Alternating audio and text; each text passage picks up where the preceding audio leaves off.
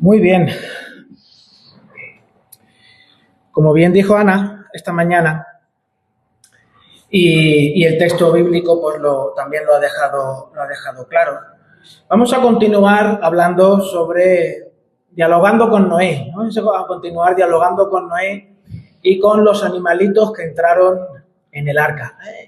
Un unicornio no sé si entró en el arca, eso no lo sé, ¿vale? Pero entraron animales. De eso no cabe duda. De eso no cabe duda.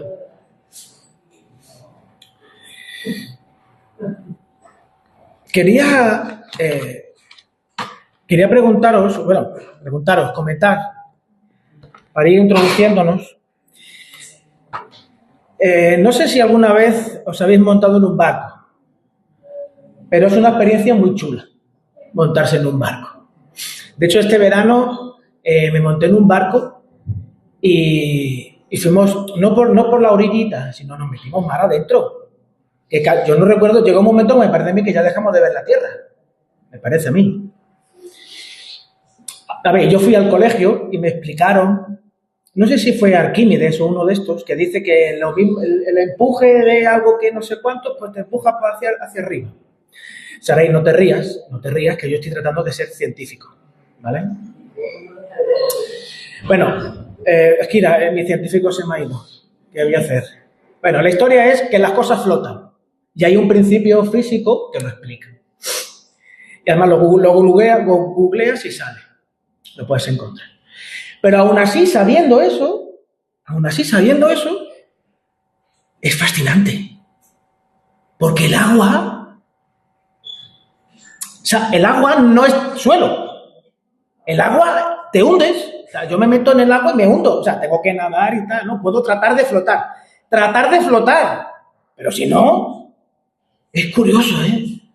Además se ven barcos enormes y no se hunde. Bueno, se hunde si ya tiene un agujero, ¿no? Pero es curioso, aunque sepamos cómo funcionan las cosas, no deja de ser sorprendente que el universo funcione como funciona. La primera vez que yo me monté en un barco fue cuando estaba en Barcelona.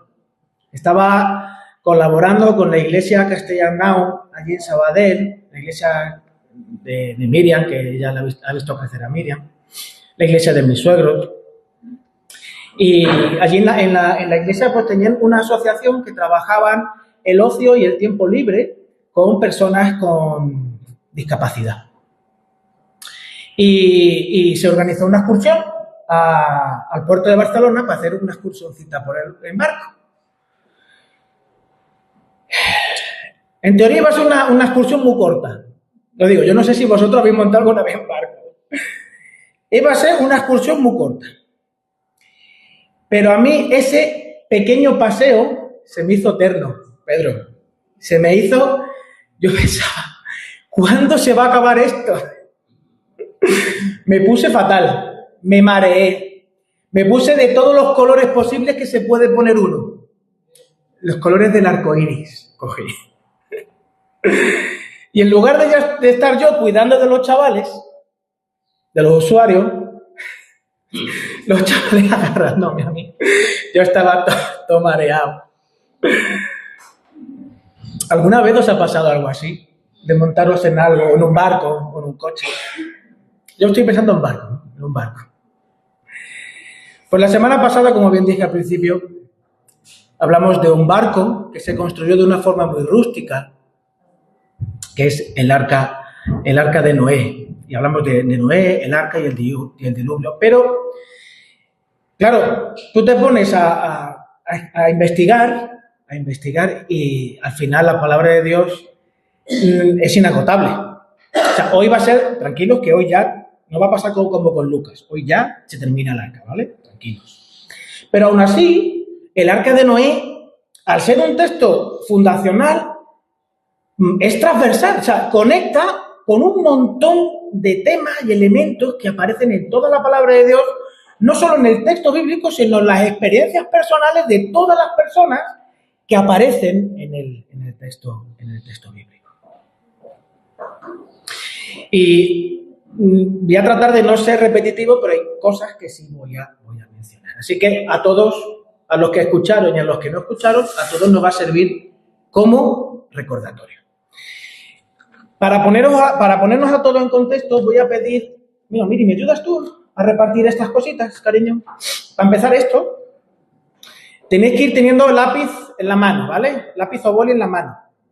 Aunque esto no es para todos, eso no es para todos, pero va a haber cosas para todos más tarde, tranquilos, tranquilos.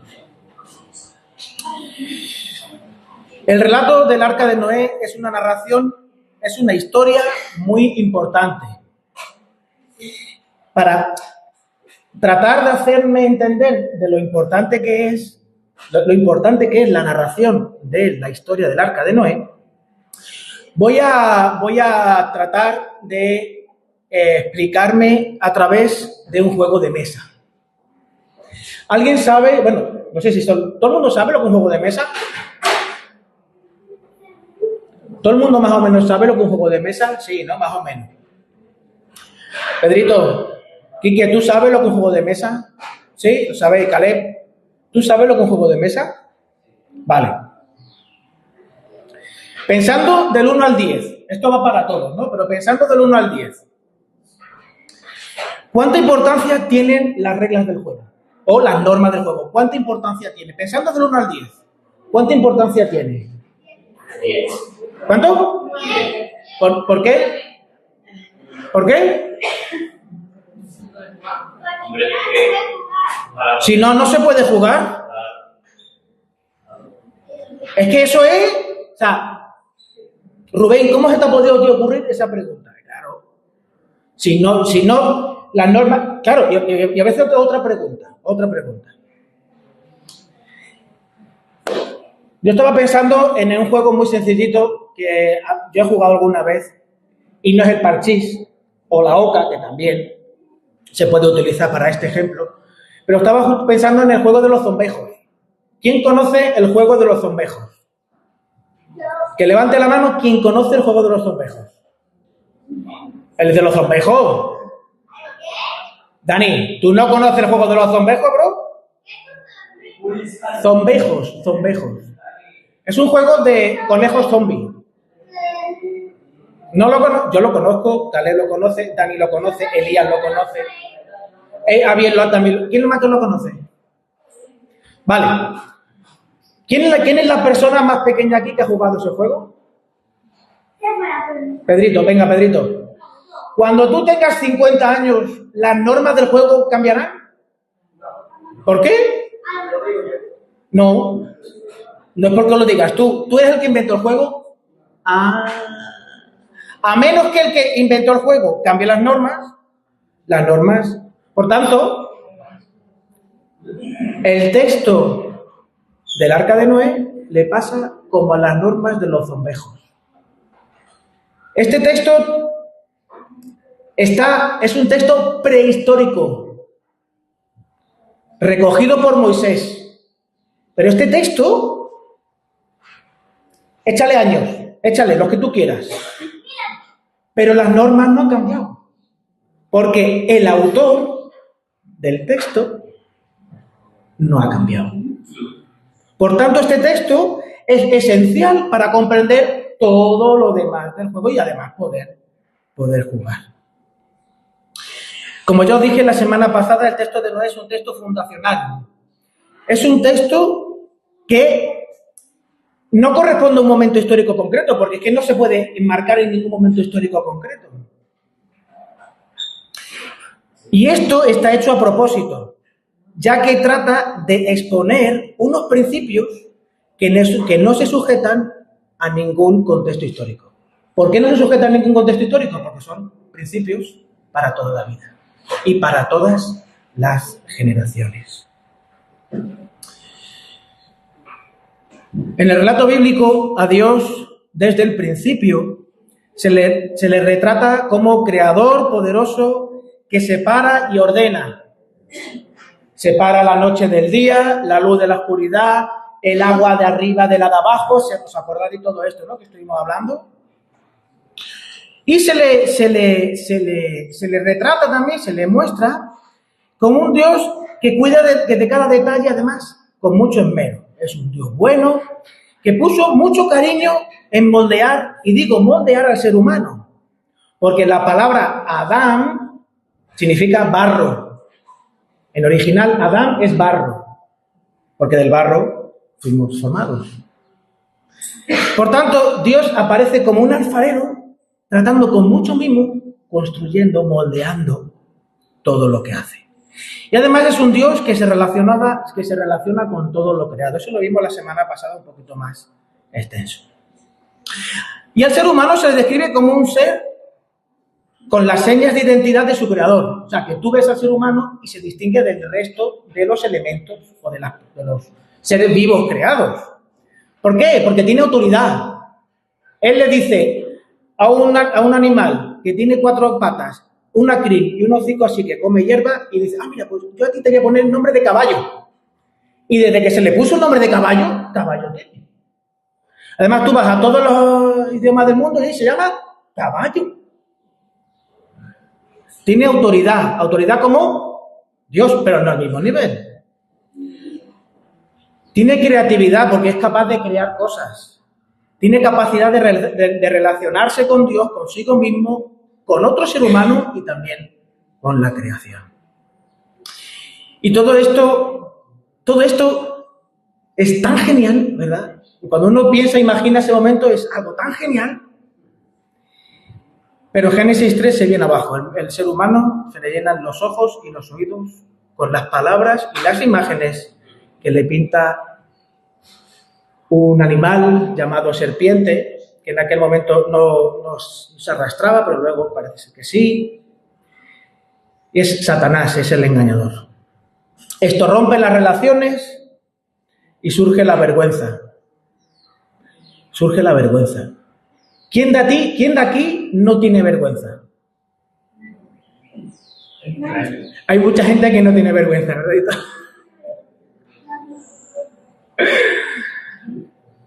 De hecho, cuando a alguien tú le dices qué poca vergüenza tiene, ¿no? Surge la vergüenza y el sentimiento de culpa. Surge la soberbia, lo que sería en el argot popular el chuleo. ¡Me estás chuleando! ¿Por qué? Porque yo me creo más que tú más que yo, y aquí esto... Y claro, cuando empieza el chuleo, ¿qué surge después del chuleo? La violencia. Cariño, ¿qué máquina eres, bro? La violencia. Y un sinfín de cosas horribles que la Biblia llama maldad. ¿Tú sabrías reconocer esto en tu vida? ¿Tú sabrías reconocer eso en tu vida? La chulería, la violencia, la vergüenza y el sentimiento de culpa. ¿Tú lo reconoces en ti?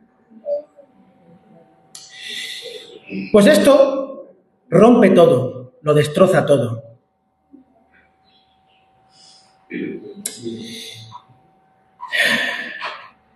Hombre, Rubén, en algún momento tú has dicho o pensado cosas en líneas como esta, ¿no? Yo también.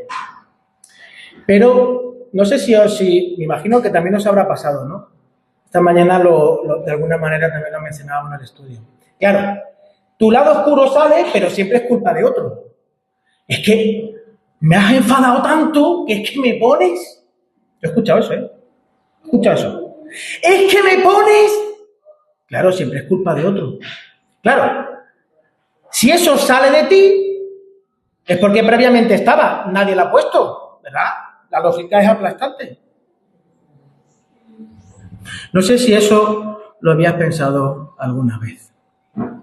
Pues desde ese momento los seres humanos se polarizan. Esa palabra tan de moda ahora, la polarización. Surgen los hijos de Dios y los hijos de los hombres. Los hijos de Dios son los que tratan de caminar con Dios y los hijos de los hombres los que quieren ir a su rollo. Los hijos de Dios son los descendientes de Set, el último hijo de Adán y Eva. Génesis 4, 25 y 26. Génesis 4, 25 y 26.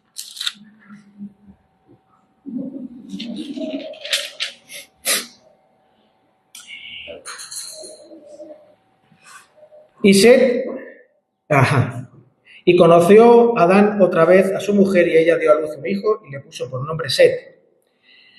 Porque dijo ella, Dios me ha dado otro hijo en lugar de Abel, pues Caín lo mató.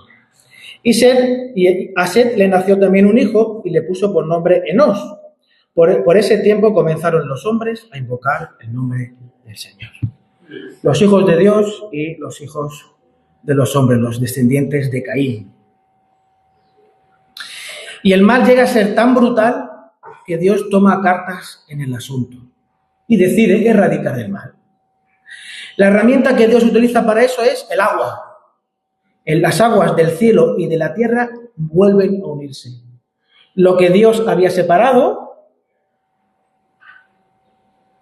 vuelve otra vez a unirse. Génesis 6, del 11 al 14. Quizá alguno de vosotros me podría decir o está pensando. La decisión de Dios es un poco exagerada, ¿no crees? Yo matar a toda la gente, a todo ser vivo. Qué duro eso, ¿no? Qué complicado, qué difícil de digerir, ¿eh? La verdad es que si se mira el pasaje con cierta superficialidad y sin atender a ciertos detalles, pues sí, podría parecer que el Dios de la Biblia es un Dios muy chungo. Pero si Dios es bueno, como ya se ve en los primeros relatos, si Dios es bueno y todo lo hizo maravilloso, no estará sufriendo por todo lo que el mal, que el ser humano está haciendo y ha desarrollado, está provocando en el resto de la creación. Y para ilustrar esto estaba pensando en contaros una historia. Además una historia verídica, que eso me ha pasado a mí, como lo del barco. ¿Me das un pañuelito, mami, por favor?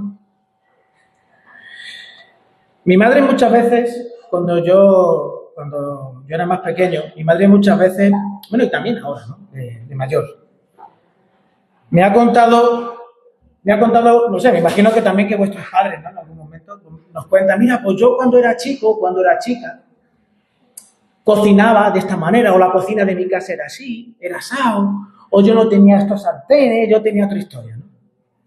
Y mi madre, pues muchas veces me contaba cómo era la cocina del campo de sus padres, del campo de mis abuelos.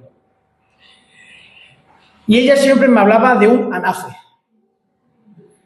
Yo no sé si todos sabréis lo que es un anafe, pero a mí mi madre me hablaba de un anafe. Y el anafe para arriba, el anafe para abajo. El anafe al final es como es una cocina hecha con barro. Por lo menos así mi madre me lo explicó. Un anafe, una cocinita de barro. Un barro, bueno, de hierro, de barro, bueno, tenía partes metálicas, bueno. Me imagino que lo mismo que que las cocinas. Bueno, Tito, quizás a lo mejor las personas que tenían más capacidad adquisitiva se lo compraban de metal, que duraba más tiempo a lo mejor. Ah, pues no sé. Bueno, yo explico lo que mi madre me decía, ¿vale? Pues era un barro que yo recuerdo que aguantaba la temperatura y tal, porque claro, le tienes que meter carbón o tienes que meter leña para que eso, claro, cocine, ¿verdad? Pues mi madre, recuerdo que mi madre, pues, para tener un recuerdo y también, porque las 100 instrucciones enseñarnos cómo era un anafe, cómo cocinaba ella y tal, pues hizo un anafe chiquitito, pues, sería de 10 por 10, chiquitito, un anafe, con el barro del campo donde ella, pues, el campo de mis abuelos. Mi madre, yo recuerdo a mi madre con el anafe, con mucho mimo, tratando de hacer los huequecitos. Claro, y para donde se ponía la olla, pues poniendo unos hierrecitos para que no se viniera abajo. Y claro, le puso esmero y cariño. Y cuando, yo me imagino que os habrá pasado a vosotros, porque a mí también me ha pasado. Cuando uno tiene algo que es un recuerdo, una figurita, algo. En mi caso, más bien los libros, pero bueno, algo que lo tienes allí puesto en la estantería o en En el armario este con las puertas de cristal, lo tienes ahí para verlo, ¿no? ¿Qué estuvimos haciendo mis hermanos y yo? Pues estábamos jugando en casa. Creo yo que con una pelota. Y luego cuando llegué a casa mi madre me diría, no, Rubén, te has equivocado, así no fue de esta manera. Bueno. O nos estábamos discutiendo y nos tiramos una sudadera. Yo no me acuerdo qué fue exactamente. Pero la historia es que el anafe se cayó. El anafe se cayó. Eso fue. Muchos de vosotros ya conocen a mi madre, que tiene ese fuego interior, ¿no? Y no recuerdo, la verdad es que no recuerdo quién fue quien tiró el anafe. Yo creo que fue mi hermana María Elena, porque ella siempre tiene la culpa de todo, pero bueno, no pasa nada. Lo que sí yo recuerdo bien fue la cara y los ojos de mi madre. Yo sí que yo lo recuerdo bien. En la mirada de mi madre había una mezcla de tristeza, enfado y nostalgia. De algo con un gran valor sentimental para ella que nosotros habíamos roto. ¿Cómo te pones tú cuando un hermano tuyo o una hermana tuya rompe algo que tú has hecho? Un juego de Lego, un castillo, un avión de papel. ¿Cómo te pones tú?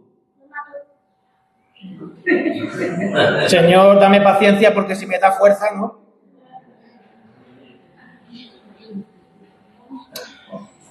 La verdad es que uno se lo toma, cosas de estas, que es una anafe. Mamá, yo le decía, mamá, que es una anafe, que chiquilla se hacía otro. ¡No! Es mi anafe. Es que cuando algo pasa así, es que te lo tomas muy en serio, ¿verdad? No es una tontería, no es, bueno, no pasa nada. No, es algo muy serio. Es algo muy serio.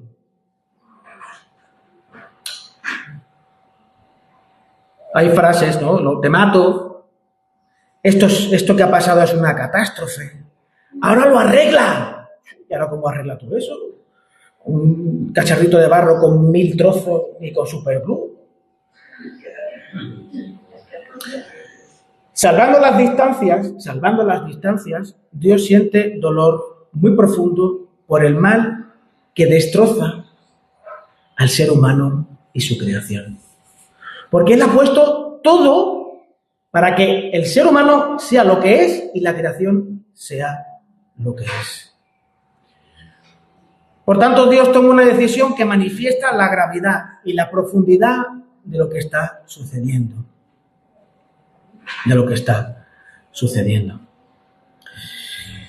En un momento dado de la narración, en el capítulo 6 aparece Noé. ¿Alguno me podría decir el versículo del capítulo 6 donde aparece Noé por primera vez? Cuando yo dije esto en mi cabeza, pensaba que ibais a correr a vuestras Biblias y a poneros a buscar. Vuelvo a repetir. Cuando eso sucedía en mi cabeza, yo estaba preparando la predicación y yo hacía esta pregunta, vosotros corríais a vuestra Biblia, sea digital o física, y os poníais a buscar, Rubén, ¿dónde está esto? ¿Dónde aparece Noé por primera vez en el capítulo 6? ¿Cuál? Versículo 9. Muy bien, muy bien. ¿Estáis de acuerdo todos o en el 8? Entonces, es verdad, Manuel. Pues entonces yo estaba pensando en el 9. Es verdad, cachis. Bueno. 8, 9, venga, 8, 9, lo dejamos ahí, ¿vale? El 8 y el 9. Aunque el 8 no es la primera vez que aparece a Noé. Noé aparece en el capítulo 5, versículos 28 y 29 que voy a leer. Versículos 28 y 29. Y Lamec vivió 180 años y engendró un hijo, y le puso por nombre Noé, diciendo, este nos dará descanso de nuestra labor y del trabajo de nuestras manos, por causa de la tierra que el Señor ha maldecido.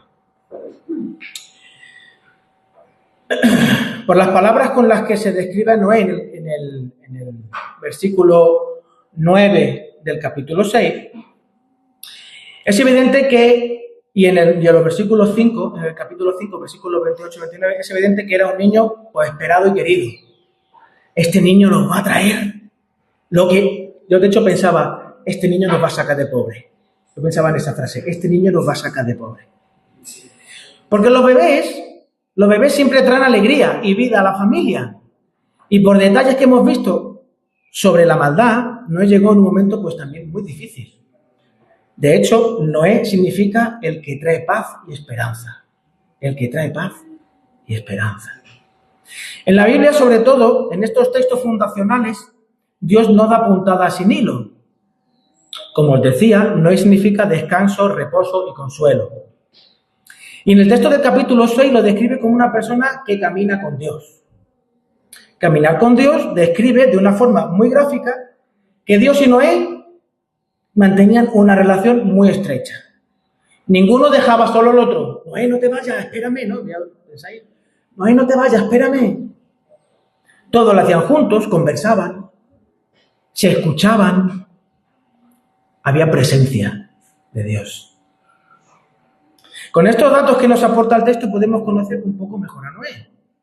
Pero aún nos falta un detalle. Génesis 6, 18.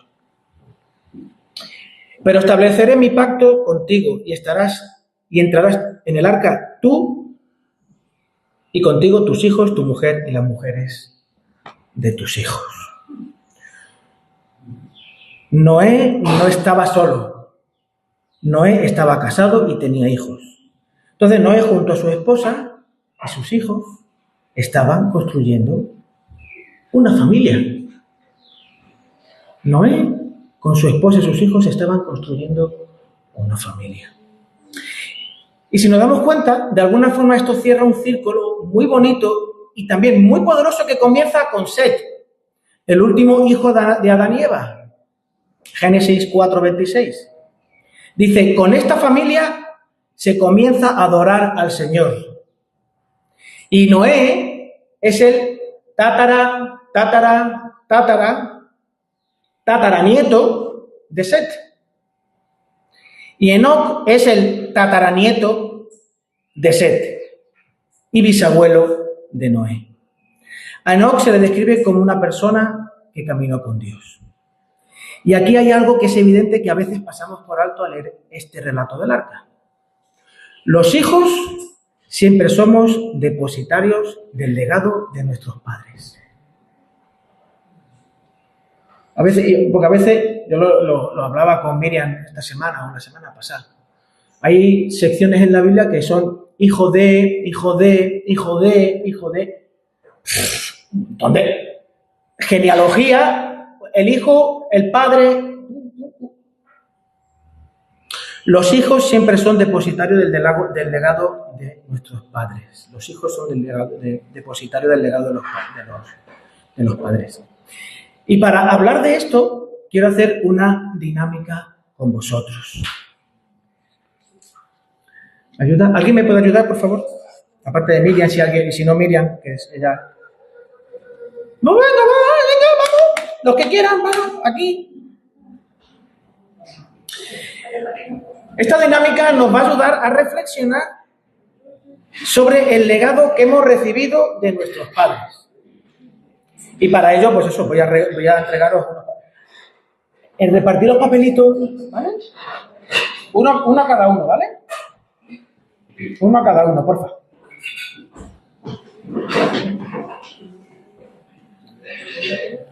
Pero antes, espera un momentito, antes de ponerlo a repartir, porque hay personas a los que quizás no se les pueda dar el papel.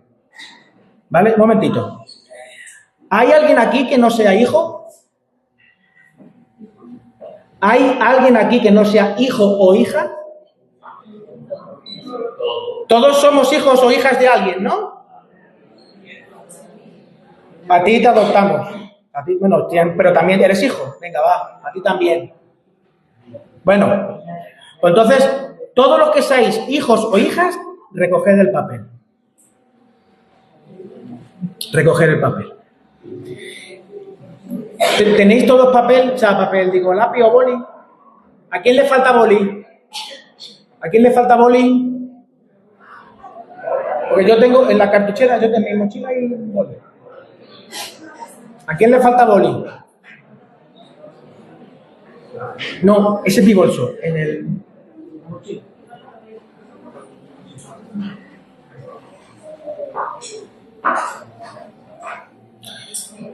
La semana que viene, si sigue haciendo esta calor, pondremos el aire acondicionado, ¿vale? Por favor. Porque...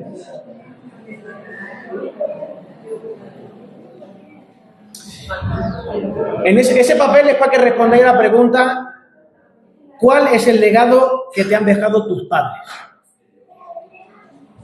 Y claro, eso es una pregunta muy amplia,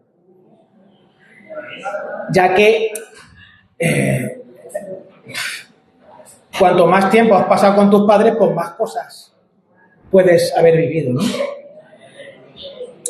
Pero, o sea, en el papel puedes escribir lo que quieras, pero te voy a recomendar, si lo quieres hacer así, ¿no? Escribe 3 cosas positivas, tres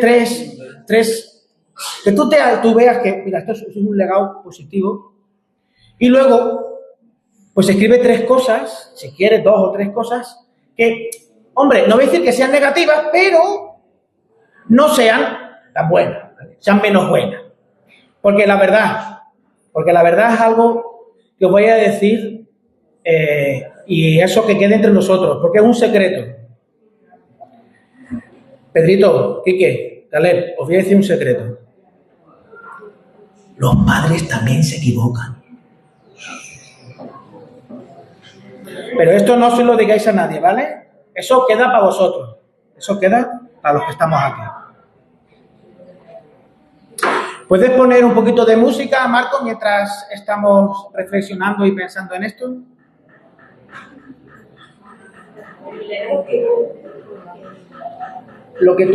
Mi legado es, en ese papelito tienes que poner el legado que te han dejado tus padres, no el que tú estás dejando, porque claro, hay personas aquí que no tienen hijos, sino eres tú. ¿Qué legado has recibido tú?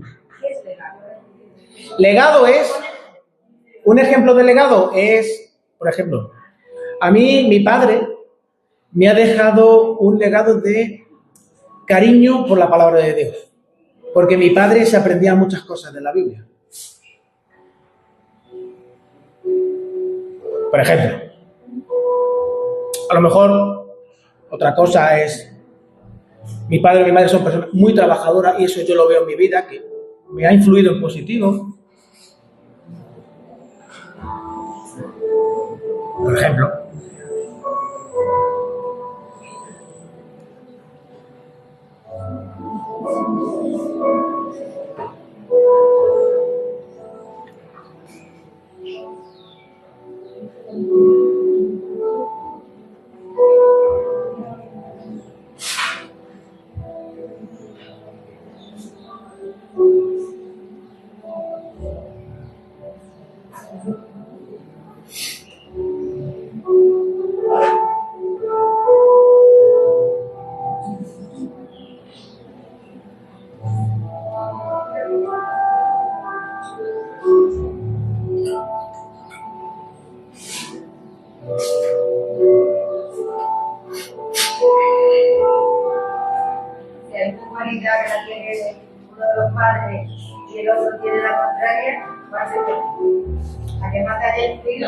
la que tú quieras.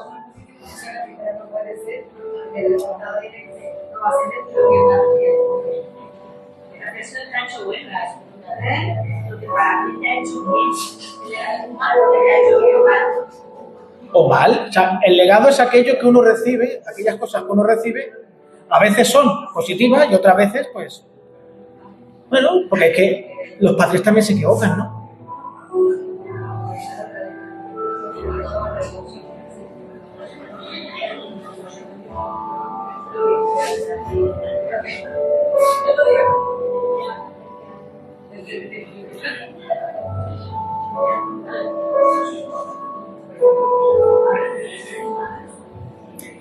La experiencia de casi todos nosotros es que no hay familias perfectas.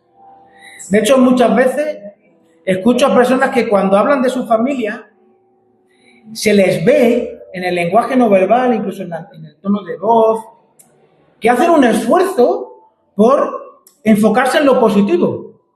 Claro, si tú haces un esfuerzo en enfocarte en lo positivo, es porque estás omitiendo lo negativo. O sea, es que es obvio, como dirían los adolescentes, obvio, los chapules, gracias.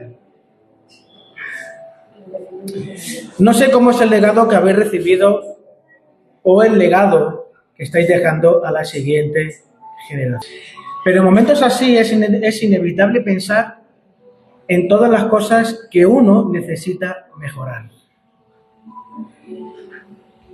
En lo que se ha recibido y no se quiere legar. En aquellas cosas que tú dices, ostras, mi madre le echaba mucha sal al potaje, yo no le voy a echar tanta sal.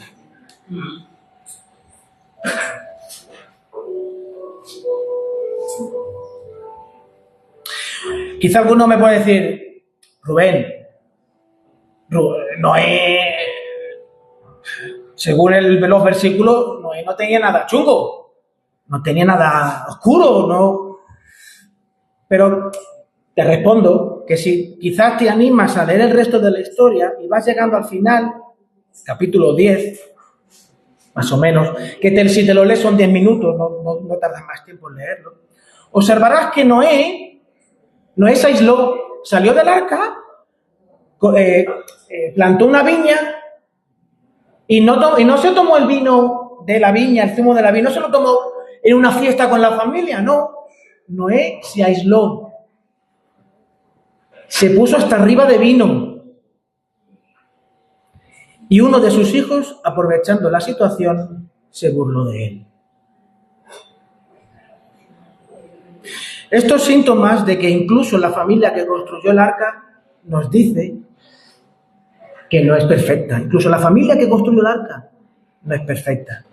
Pero con todo y con eso, se describe a Noé como una persona, con una familia que trata de caminar con Dios, que trata de escuchar, de dialogar, de estar en compañía con el Señor, de seguir al Señor, de tratar de hacer las cosas como Dios quiere. ¿Y esto cómo se hace, Rubén? Porque en este barco estamos todos. Pues el propio texto nos da algunas claves. Confianza y obediencia, pero como fruto. ¿Fruto de qué? De una relación con Dios. Por ejemplo, en los versículos del 14 al 17, el del 16, se nos indica que a Noé, Dios le dice a Noé que construya un arca y le da las dimensiones del arca. Y redondeando las cifras, porque están en codos y tal, redondeando las cifras, tiene, el arca es 135 metros de largo, 22,5 de ancho y 13,5 de alto. El arca es una estructura enorme, enorme. Y he estado pensando en las cosas, bueno, para hacer un poco visible, ¿no? Tangible esa medida. ¿Cómo podría ser un arca hoy en día? Pues todos los que estamos aquí sabemos lo que es el Hotel Guadalquivir, ¿no? Más o menos. ¿Tenemos ubicado el Hotel Guadalquivir? Desde abajo, el Hotel Guadalquivir es una pecha, ¿no? Tiene 12 plantas. Estoy mirando y tiene 12 plantas. 12 plantas. Pues el Hotel Guadalquivir, vamos a tumbar el Hotel Guadalquivir. Lo tumbamos, ¿vale? ¿Vale? Supongamos que este es el Hotel Guadalquivir. Pues el Hotel Guadalquivir lo tumbamos. Pues hay que poner tres hoteles Guadalquivir, uno delante de otro. ¿Vale? Luego, al lado de este hotel hay que poner otro hotel hasta el final. Y luego, encima, hasta el final. Pedazo de estructura que construyeron, ¿verdad? ¿Qué cosa? O sea, porque me decían, es como un campo de fútbol, no sé qué. Claro, un campo de fútbol sigue siendo plano, pero es que el arca de Noé no era plana. El arca de Noé era un cubo rectangular. ¿Un cubo? ¿Se dice un cubo rectangular? Bueno. Pero nos hacemos entender, ¿no? Estamos aquí, nos hacemos entender.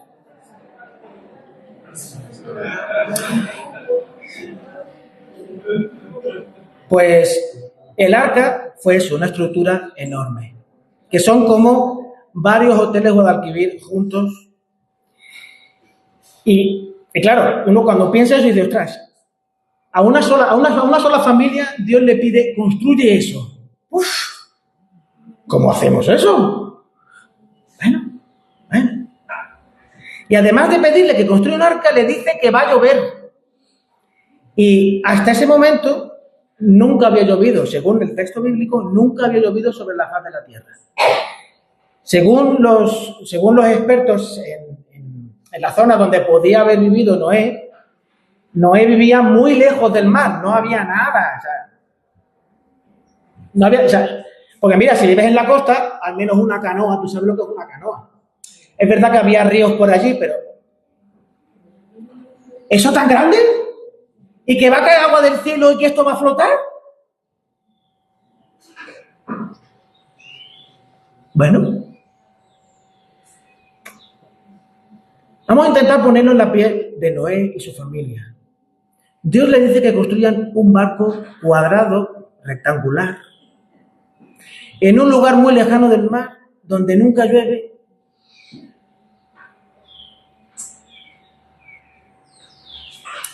¿Qué es lo primero que a vosotros os ocurriría cuando alguien os dijera eso, en una situación semejante? Alguien, Dios, sí. Gracias, hijo. ¿Tú estás loco? ¿Cómo se te ocurre?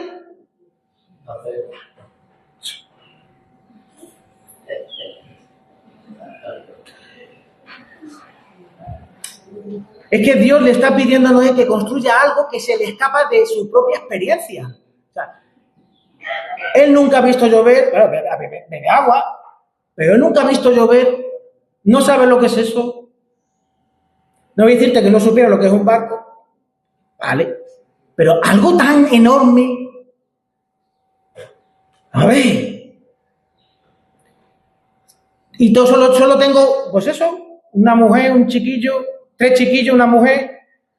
Ninguno somos carpinteros, bueno, quizás nos hayamos hecho nuestra cabañita, nuestra casa, tal, pero una cosa tan grande. Noé obedeció a Dios y decidió colaborar con él en el proyecto que le estaba Dios poniendo por delante. ¿Cuál fue el cimiento de su decisión? Pues la relación que Dios tenía con Noé. Básicamente, no tenía otros asideros o otras herramientas sobre las cuales tomar su decisión. Porque no, lo que Dios le estaba diciendo, él no tenía ningún tipo de referencia histórica para decir, mira, pues sí, pues, mira, no, nada.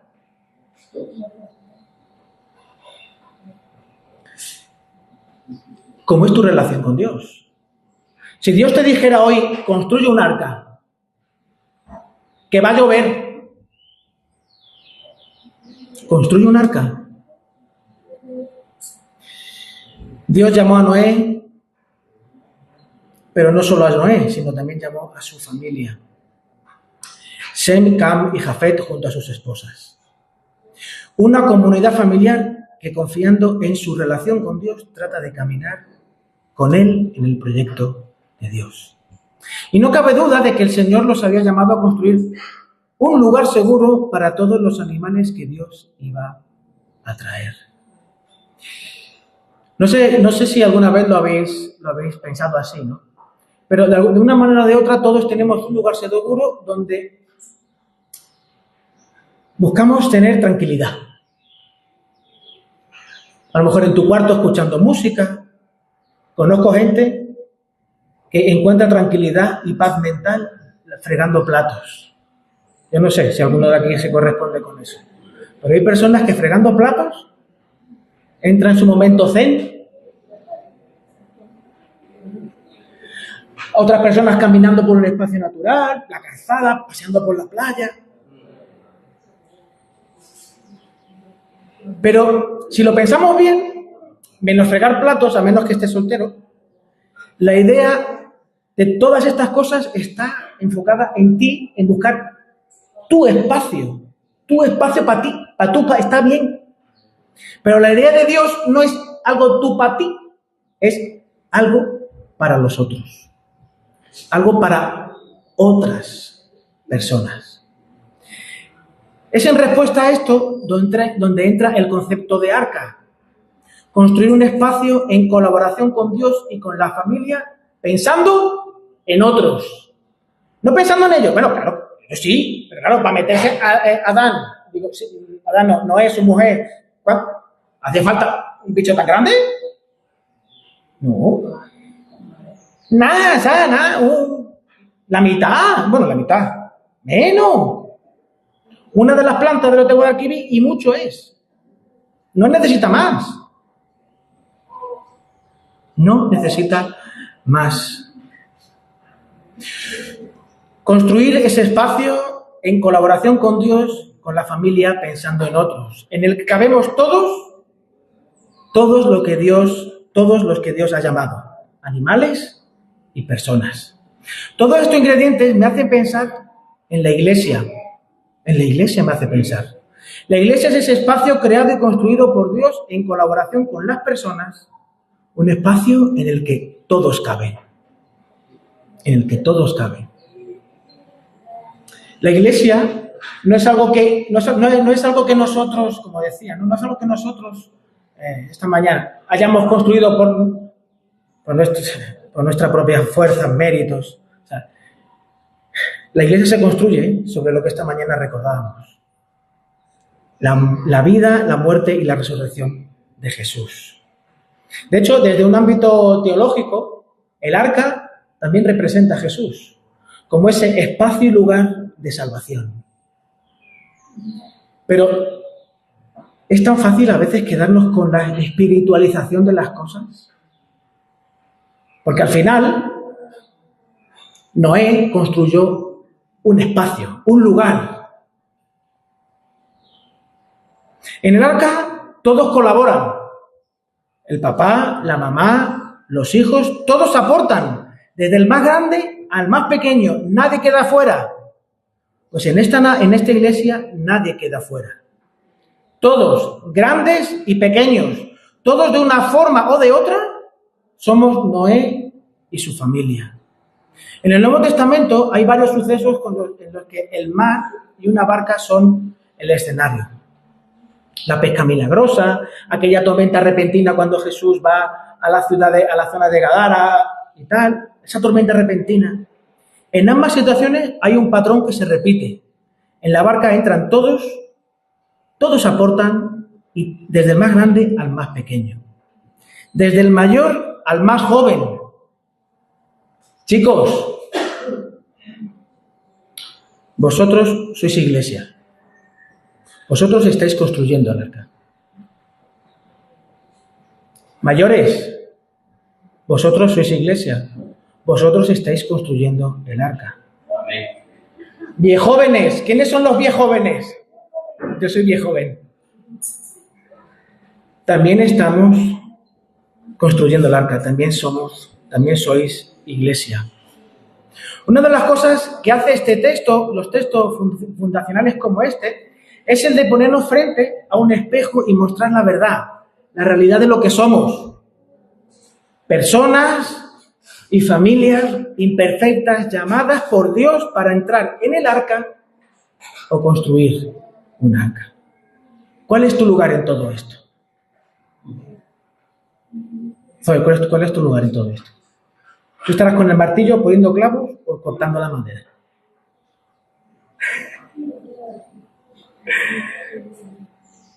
Me parece hermosísimo y tremendamente significativo el final de la historia. Y ya con esto estamos acabando.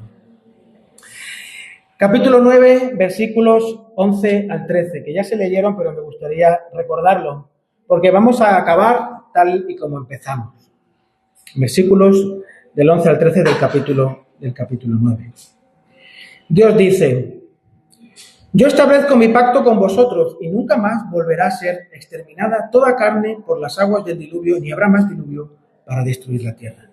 Y dijo Dios, esta es la señal del pacto que hago entre yo y vosotros y todo ser viviente que está con vosotros por todas las generaciones.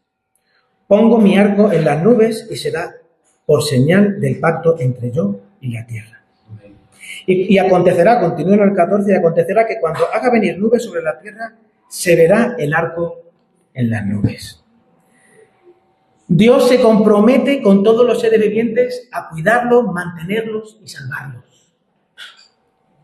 Rubén, ¿y eso cómo lo sabe? Porque en el libro de Apocalipsis Dios transforma toda la realidad cuando Cristo vuelva por segunda vez, cosa que hoy estamos también celebrando. ¡Qué regalo! De hecho, yo recuerdo haberme bajado del coche, incluso lloviendo, viendo el arco iris. Lo mismo que antes con el agua, ¿no? Es magia. Magia en el sentido de, sabemos lo que es, ¿no? Que es luz que pasa por el agua y se hace un prisma y se descompone. Vale, sí, de acuerdo. Pero es tan bonito. Es tan significativo, sobre todo para los cristianos, que nos recuerda que Dios sigue siendo el que gobierna todo, el que cuida de todo. Y a pesar de la verdad, que somos familias y personas imperfectas, Dios nos invita a colaborar con Él, a construir un espacio seguro para los animales que se quieren sumar, que le envían al arca.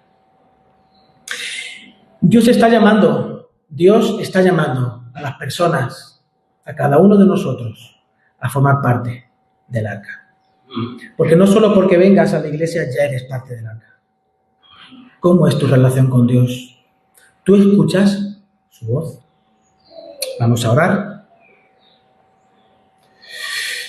Señor, gracias por este pasaje en el que nos muestras tantas cosas, Señor. La verdad es que es tan bonito, tan impactante la forma en la que este relato del Arca de Noé nos desafía, Señor, nos nutre y nos recuerda que tú, Señor, nos acompañas. Gracias, Señor. Gracias, Señor Jesús, por mostrarnos, por ser el primer lugar donde encontramos paz y salvación, Señor. Ayúdanos a llevar y a vivir y a construir, Señor, ese lugar para todos, Señor, todos los que tú estás llamando a salvación, Señor. Gracias. En tu nombre, Señor. Amén.